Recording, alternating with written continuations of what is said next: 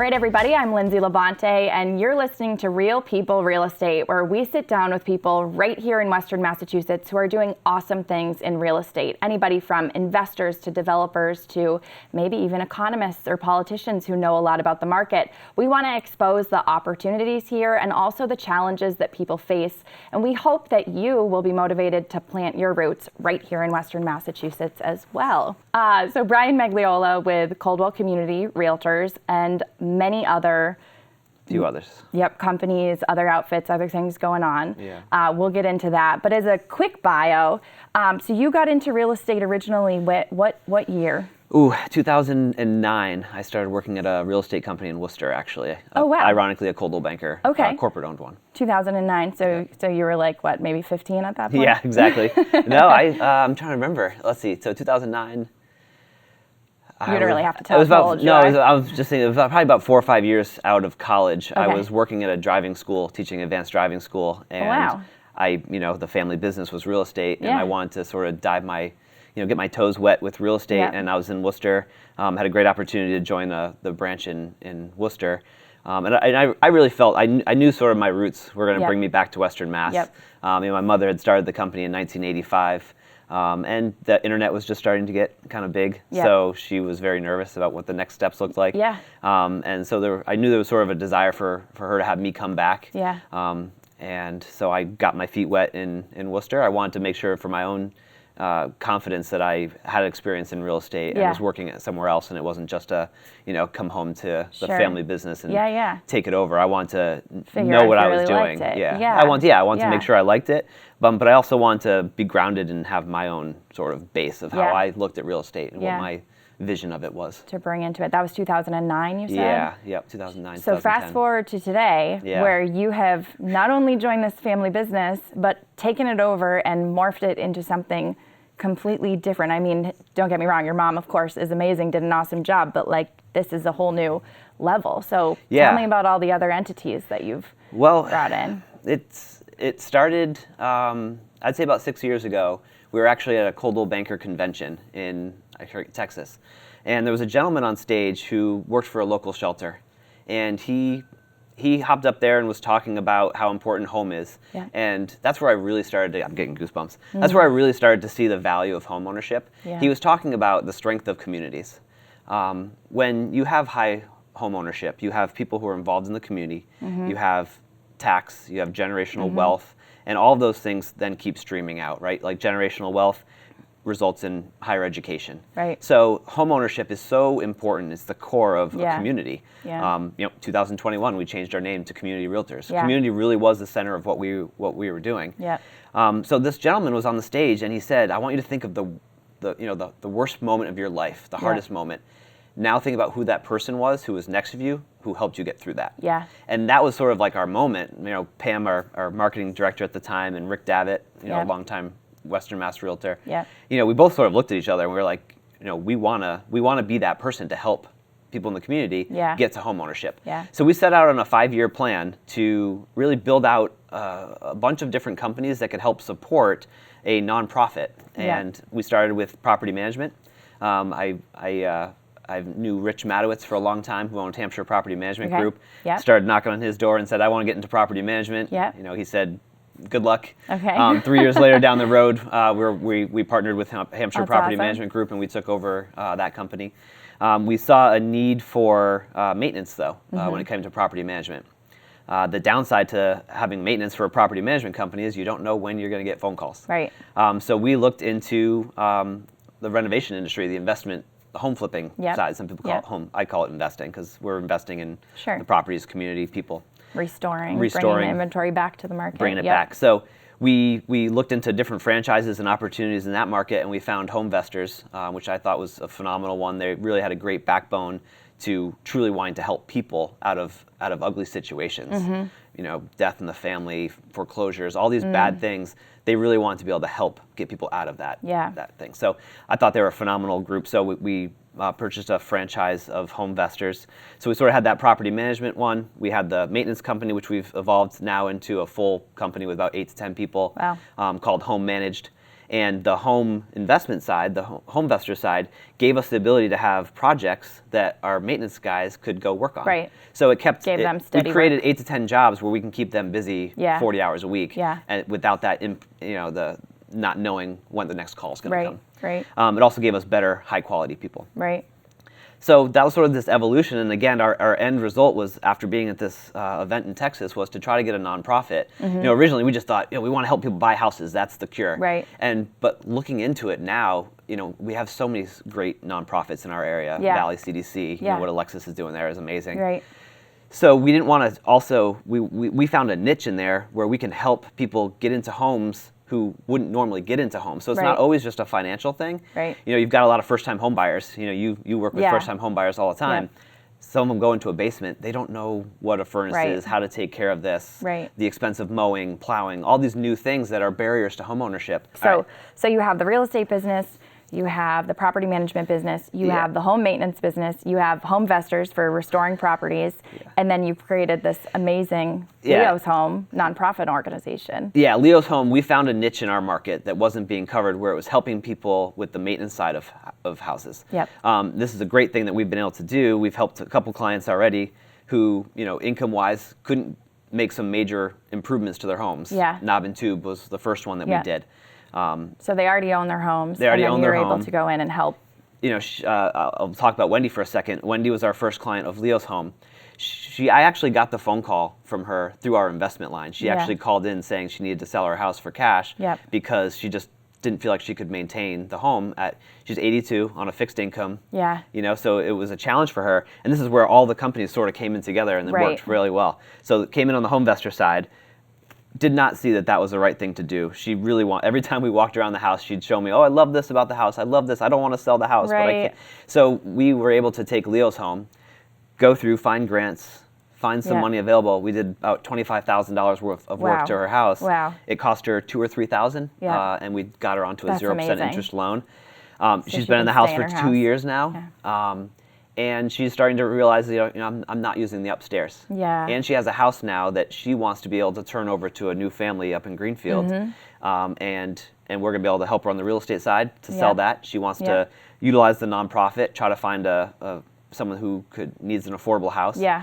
And then she's going to use one of our realtors to buy a condo. So it's this full circle moment of all those businesses coming together. And we built all these brands to be able to support Leo's Home so that we can help people achieve homeownership, either get into homes, maintain homes, et cetera, which is a niche that I think we found in the area. So. And how empowering is that to the homeowner too, right? Where she called you thinking, I'm going to have to sell my house. I have no other choice, right? Because if you get to that stage, I mean, imagine how maybe helpless that feels. And then you were able to really turn it around and now potentially provide a viable house that's in great shape. I mean, I don't know about you, but maybe it's just being in the industry. When I'm driving around, I just notice as I drive by houses, I mean, every 1 in 5 or 10 houses looks pretty significantly deferred maintenance. But now more than ever in this economy, I mean, people have to make those choices. So you're solving that need. That's huge. House prices have skyrocketed. Maintenance and repair and construction costs have skyrocketed. There's a whole generation, our oldest generation right now, are sitting in homes that they're having a hard time maintaining. And they're on fixed incomes.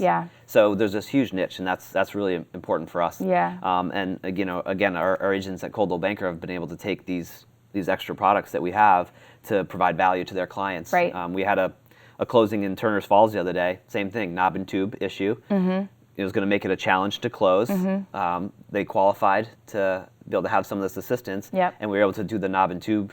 Fix it for them before. That's huge. Get it right before. And we work with some great, we have all these great electricians and plumbers and hardworking people in our area that want to help as well. Brent Morin from Morin Electric was able to go in there and do a lot of these jobs at cost, and that's his way to give back to the community. So there's a lot of people in our community that want to help. And you're this conduit now to be able to do that. Now we're a conduit to do that, Because on the property management side, we bill about $5 million worth of repairs a year with local contractors. And they all want to be part of this. Yeah. They want to be able to help provide their services, and Sure. Leo's Home also gives us that platform to help our clients of Help Coldwell them get Banker and that. Hampshire Property Management Group to have some of this assistance when they need it. That's so awesome. It's really great. It's like you have a whole coalition of service truly. providers that are Yeah. willing to do that. I mean, That's think really about great. think about all the emails or phone calls you get, especially as a real estate company. The realtors sort of become this conduit too to local Yeah, providers. definitely. We constantly have clients calling us saying, "Hey, who's a Yeah. good plumber?" Or if you read in a Facebook group, how often do you see a town yeah, one at 2 a.m.? definitely. Who's a good plumber? Yep. So what we try to do is give all of our clients through our home managed our maintenance company. We actually have a new product with them called we call it home managed subscription maintenance. Okay, yeah. So for like a small monthly fee, that puts you sort of into our network. Yep. We send a handyman to your house twice a year to do 2 hours of Yep. work to help fix those little things that need to get done. That's huge. So it's a subscription essentially for any maintenance or access at least to any typical maintenance. Yeah, that and need. you get our 24/7 emergency line. So at 2 in the morning when you're trying to figure out who a good plumber is, you call this one number. We already have 5-10 vetted plumbers that we're Wow. going to get someone over there for you. So it takes, Yeah. and that kind of goes again with Leo's Home is being able to Yep. help people. And Leo's Home is going to provide some of these memberships to income qualifying Yeah. candidates. So we can get you into that house. Our realtors can help get someone into a house that may have not wanted to do it before because they didn't know how to take care of things. Yeah. And now for a small monthly fee, Yeah. we can take care of everything. Yeah, that's huge, and it's almost like in a condo association where you do have access to the property managers, but this is for homeowners. potentially And anybody, single family. Yeah. And that's actually sort of what we thought. Okay. Being in the property management side of things now for a few years, I sit in these condo association meetings, and if you own a condo, people know it's a challenge politically, and you've got noise, and you've got this, and you've got that. So we're really trying to deliver a condo experience, but for a single family home. So those people who do again have that challenge of homeownership and want that condo environment where everything's taken care of, we come in, we've got landscaping contractors, we give you a fixed price. Yeah. We look at your landscape, your plowing, your air filters, your water filters. We take what that expense would be for the whole year and we divide it by 12, and that's your monthly fee. And it's Wow. about the same as what a condo fee would be. Yeah. That's amazing. Yeah, so for we're doing those that exclusive listening- right now for Coldwell that's- Banker. Okay. Community. I was gonna say for those listening, how do they? So it's got to be exclusively through. Yeah, right Coldwell now it's Banker. for clients Yep. of Coldwell Banker Community Realtors. Yeah. We certainly will expand on that in the future, but right now we want to provide really good quality service. Yeah. So, and we also want to, for our agents who are out there working, Right. I think it's important for them to have That's a huge product incentive. that really adds that value Yeah. of what makes them different than the agents in our area. That's great So- for retention and recruiting. So what was the impetus of this? I mean, you mentioned you were at a conference. Was that the start of it? Because this is a huge, I mean, you've created this umbrella experience, which is especially the magnitude of it here in Western Massachusetts, right? Where people think, oh, we're just such a small town. I mean, this is like a city initiative that you've got going on here. Yeah, no, community, I still get goosebumps. It's community really is the heart of what we do. Yeah. I mean, it's the middle of our name. And it's so important. And what community does is it increases everything, like we talked about, education, everything. So it really is the center of what we do. And we want to be a big part of our community. We want to be able to give back in that way. Yeah. And this umbrella, I mean, it's 5 or 6 years, but all of it was to help build the tools to be able to make Leo's Home successful. And as you said, Western Mass, there's a lot of stuff going on here. There's a lot going on. I've gotten into industries I'd never thought about. Yep. The property management side of things. There's so many great condo developments in our area. Yeah. The amount of contractors that Yeah. are needed to support. There's so Our much area, opportunity here, even in the home investing side. Right. There's a huge group of Western Mass real estate investors. Yep. I know I saw you at one Yep. of the last meetings down in Springfield at the Country Club. There's so much opportunity. I mean, there's so much opportunity in Western Massachusetts for all avenues of real estate, whether it's helping fix, build, invest, all of that stuff. So what do you say? So the opportunity is great. What about the challenges? I mean, every day I speak with people who are, I would say, the typical folks that are living here in Western Mass, maybe born here, raised here, collectively make $100,000 a year between two-income household, and they're trying to buy a house, and it's challenging, right? We've seen property values go from upper 200 6 years ago to 450 to 500 now. What do you think about the landscape, about the inventory, and whether we're going to see any type of a shift there? it's a blessing that we live in this area for how beautiful it is and how great it is. We also have really strong colleges, medical, all these things that make a community great. Environmental, so politically, what's the challenge for us in Western Massachusetts is where there were price drops in other markets and things like that, we always stay high. Yeah. And with the last COVID thing, our prices have just gone up again. So that has become a big challenge, is that entry into homeownership, right? That price. And that's just a side effect of being such a great area to live, right? We are starting to see a shift. We're seeing more sellers come on. Obviously, there's still fear of what's going to happen with the mortgage rates. But, I always, and I'm sure you probably feel the same, mortgage rates were what? 10 years ago, they were in the 5.5%, 6%. So I think 5.5% to 6% kind of normalized is where they should be. 2 or 3% wasn't really sustainable. That was free money. That created problems. Yeah, exactly. So I think we just need the consumers to understand, sellers to understand that this is where we really should be, I think, interest-wise. And for the renters out there who are saying, I'm going to wait for they drop, you're paying 100% mortgage on your rental. You get no equity, no value. So 5, 6, 7, 8% is still a better deal than renting. Financially, which is 100%. Which which is 100%. 100% of your money is going towards interest, essentially.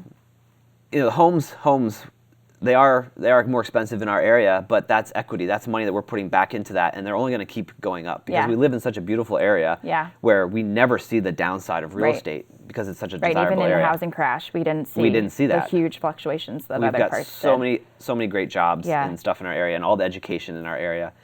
So we're not going to see the drops. So it's still a good investment. Yeah, and you're doing the part by creating more inventory through the renovation and restoration and all of that. Where do you see the greatest potential there as far as property type or price range? Is there something, if a new investor was listening right now? Because I get a lot of calls from usually I love the young people that I can say that now because 35, right? 23-year-olds call. They're young, which is awesome. And they want to flip houses because that's the buzz. Right. It's not for the faint of hearted. There's definitely opportunity. There's big ups and there's big downs. We do it a little bit differently. We're not looking at our home investments and our flips as big money makers. We're typically buying a little bit higher. And again, I'm using it to help keep our maintenance people busy. And then we're also looking to use those homes through Leo's Home either as an affordable option.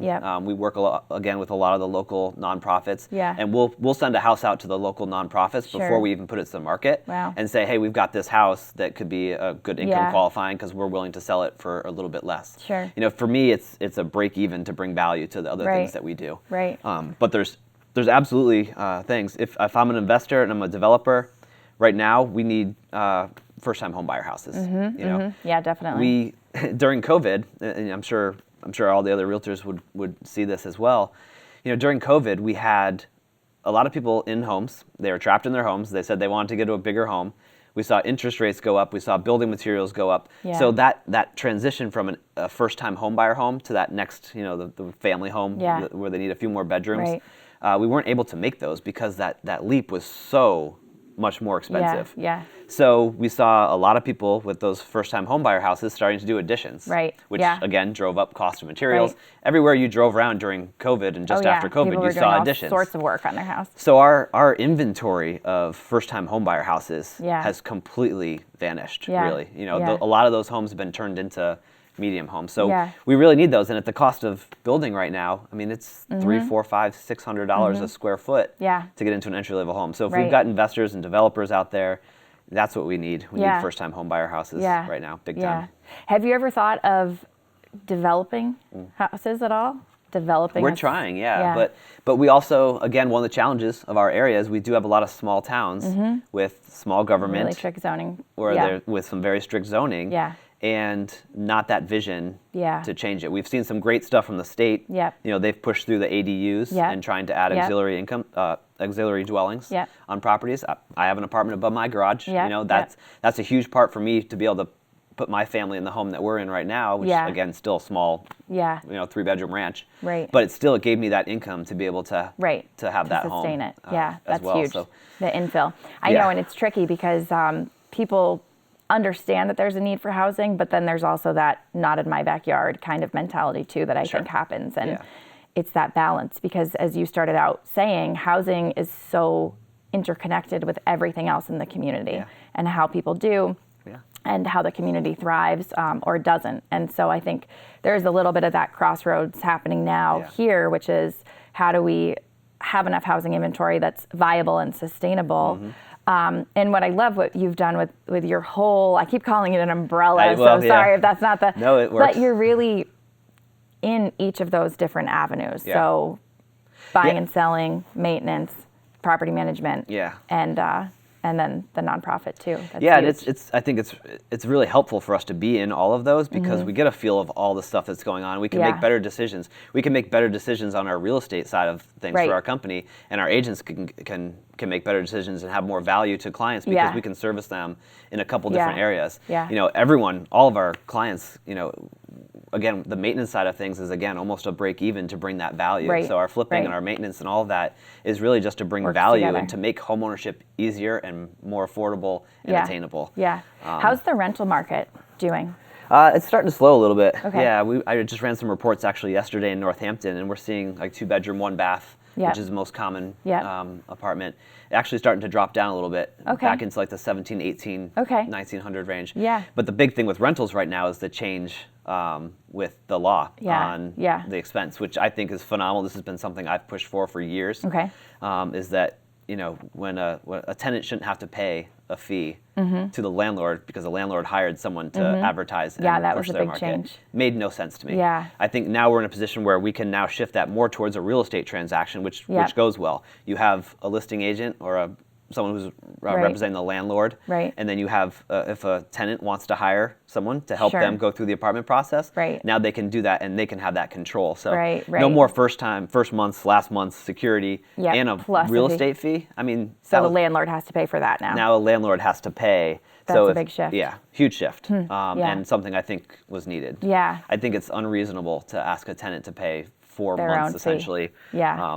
And you're also now having to work with someone that you didn't get to pick. So just like in real estate where we've separated those transactions, that's happened in apartments.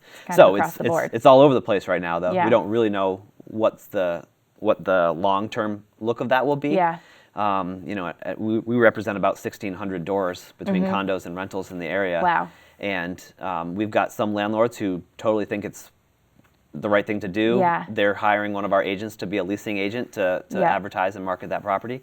And we have some that don't want to pay that, you know, and you've got some smaller property management companies that are absorbing some of these landlords that still don't want to pay. But, you know, but we're going to have to expect that rent might go up. You know, so, you know, landlords are very important and vital in our area. Sometimes they get a bad rap, especially in Massachusetts, but they're providing housing for the people who can't get into that homeownership. So, and I think statistically in our area, we have the majority of landlords are more individual owners rather than, you know, there's not these huge companies and corporations necessarily. And they're making a big risk and an investment. And like anyone, if you don't invest money unless you expect to get a return. So you have to make a little bit more. And with the mortgage prices, you know, rent did skyrocket quite a bit. It's starting to settle and come down now because there's less demand for it, supply and demand. So I think the rental market has stabilized, and I think we're seeing the real estate market stabilize as well. We're seeing longer days on market, less offers. And I think if we can get more sellers to get active in the market and understand it's a good time to sell right now, you know, I think it'll be good for everybody. Get the housing market back again. That's huge. Well, I'm glad you were here. I want to run through just some quick icebreaker questions to kind of wrap us up. So some of these are a little bit silly, a little bit softer, a little bit, nothing crazy that I'm going to throw at you. So what is your earliest memory of actually owning a home? Well, so this is actually going to bring us to Leo's Home. So, and which is why I named our nonprofit Leo's Home, which is for my son Leo. So I've been in real estate my whole life. You know, my mother started this brokerage when I was 4 years old, back in 1985. My first properties I bought were investment properties. Actually, when I lived in Worcester, I bought a multifamily because that's, I think, the smartest way to get into homeownership. So I never owned it myself. My first single family home that I ever owned myself was when I found out we were having Leo. We renovated the house, got it all ready. Literally the night we moved into the house, Kristen went into labor and we had Leo. So I never owned a home by myself without Leo. Until- So Leo was my reason for home. Yep. And why I wanted to own a home. Yep. And that's why Leo's home, I think, is so important to help other people find the reason why they want home. Yeah. And then we want to help people achieve that goal. Yeah. So I had chills when you I said that. You went still have into labor goosebumps. that very night. I know. Oh my gosh. What's one thing about home ownership you wish more people understood? That it's easier than you probably think, and I think that's why we've built the tools that we've done, is to help people. Yeah. You're gonna have furnaces that are gonna go out. There's gonna be challenges, Yeah. but there's a lot of fantastic contractors and people in our area that can help you get through that. And your agents, people like Home Manage, our subscription program. Yeah. Those are all avenues to make that easier. Yep. And then also understand that. Again, back to the mortgage rates. Yeah. These are the rates that they should be. Right. And it's a much better investment than investing. Yeah. Again, back from that event that I was at in Texas, we talked about the generational wealth, and I actually looked at I talked to an economic. Yeah. Oh God, what are they called? Economist? Economist. Thank you. I spoke with an economist a few months ago at a convention, and he showed a graph, and it was eye-watering. The generational wealth of a family who owns a home is 200,000 plus. Wow. The generational wealth of a family who rents is under $1,000. Yeah. So Yeah, if you're that's looking for unbelievable. long-term wealth, education, Yeah. and it's not even wealth. Yeah. It's not, people who own homes aren't just rich. Right. It's about taking the money that you are earning Stability. and putting it back into your home, Yeah. and that becomes your piggy bank. Yeah. Right. So that's the wealth. Wealth is what you have in assets. And Right now, if you own a home, that's Yeah. your biggest and best asset Yeah. for long term, so that if you buy that first house and then you have kids, and you're at that point where they're ready for college, now you have that 200,000 you would have wasted on rent.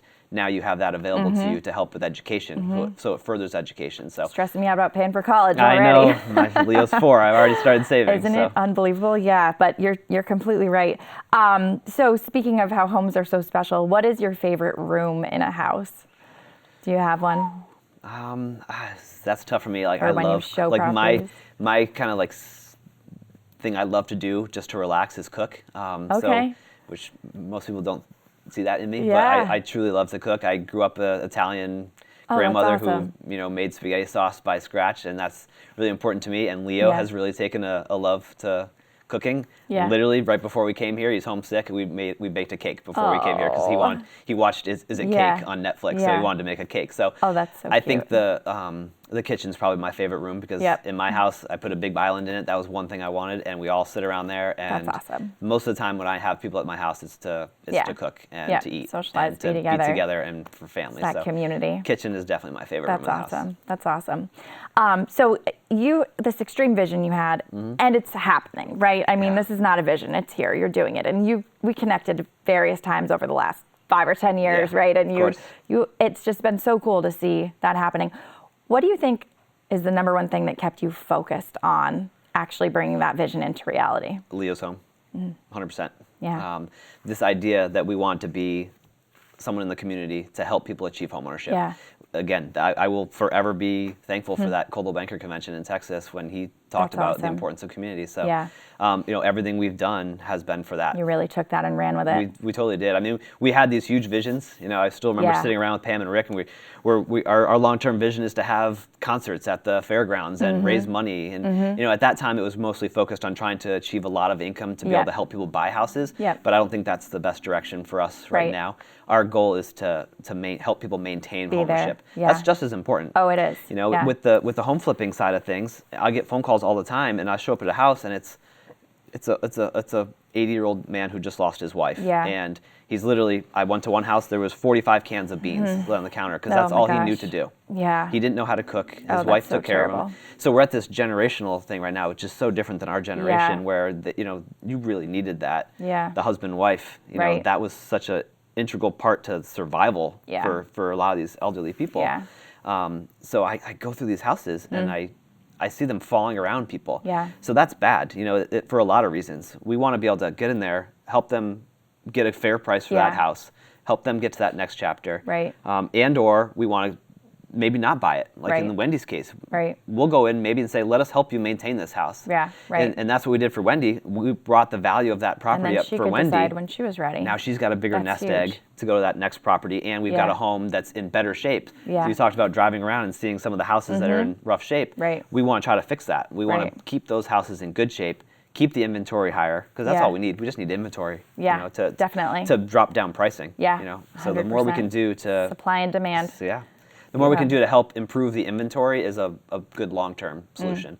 Well, that's so awesome. So that convention in Leo's home is really what helped us So that's just been there. build all of this. And yeah. it's here. So congratulations. That's Thank you. huge. Appreciate it. You've been doing so much. And thank you also for all you do anyway in the community, right? Because you're always Yeah, we giving try back, to. not just through Leo's Homes, but Yeah. other places too. Yeah, so. we have a policy in our real estate company that if there's 2 people that want to do an event, we will fund it. You'll make it happen. So as long as we have got 2 or 3 real estate agents who want to do an event or a table here, or, Yep.